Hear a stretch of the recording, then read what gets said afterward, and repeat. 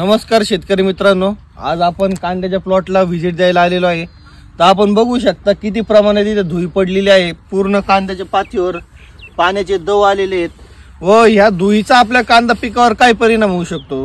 ही धुई येऊन गेल्यानंतर आपल्या कांद्याला प्रामुख्याने पिळा रोग येऊ शकतो किंवा करपा रोग येऊ शकतो।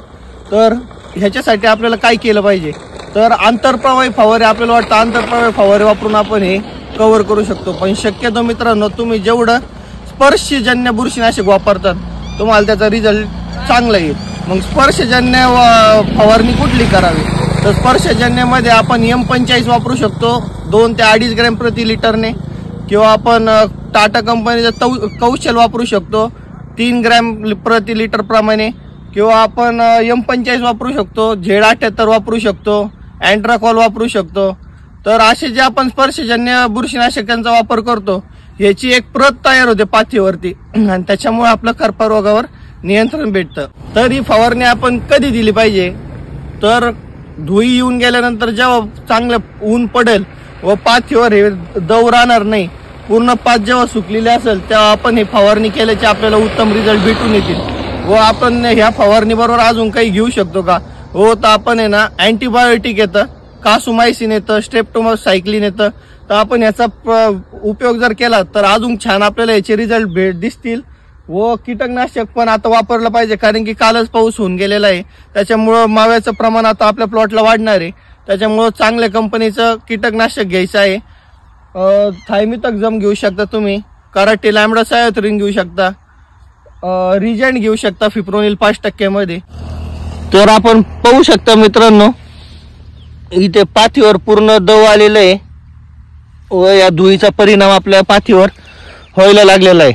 आताच आपल्या प्लॉटची थोडी पात वाकडी दिसायला लागलेली आहे, फक्त 2 दिवस वातावरण खराब झालेलं आहे। यामुळे जेव्हा आपल्या प्लॉटवर धुई येऊन जाईल त्याच्या 8 तासाच्या आतमध्ये आपण पहिली स्पर्शजन्य बुरशीनाशकची फवारणी घ्यावी।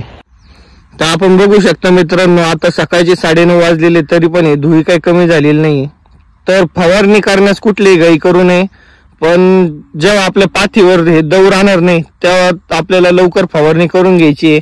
त्यात कुठले तुम्ही स्पर्शजन्य बुरशीनाशक 2.5 ते 3 ग्रॅमने फवारणी करा व त्याच्यात अँटीबायोटिक म्हणजे स्ट्रेप्टोसायक्लिन किंवा कासुमायसिन जर वापरलं तर अजून तुम्हाला चांगले रिझल्ट इथे बघायला भेटतील। नमस्कार शेतकरी मित्रांनो, आपण बघू शकता सकाळी इथे किती धूळ पडलेली होती, आता वाजलेले आहेत संध्याकाळचे 5 आणि आपले शेतकरी मित्र फवारणीसाठी झालेले आहेत तयार। तर आपण आज दाखवूयात आपण ह्या धुळीसाठी आपण आज काय फवारणी घेतलेली। तर आपण इथे घेतलेलं आहे टाटा कंपनीचं कौशल, लिटरला प्रति लिटर 3 ग्रॅम।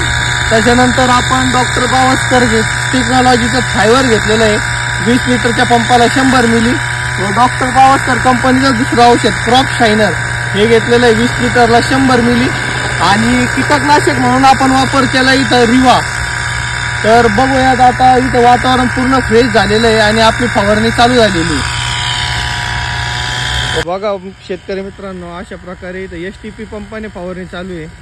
आणि फवारणी करत असताना सगळ्यात महत्त्वाचं म्हणजे आपल्याला इथं सिलिकॉन बेस स्टिकरचा आपल्याला इथे उपयोग हा 100% करायचा आहे, जेणेकरून आपण जे फवारे मारलेत त्याचा आपल्याला रिझल्ट दीर्घ काळासाठी दिसेल व पाथीला जी कव्हरिंग आहे ती चांगल्या प्रकारे होईल।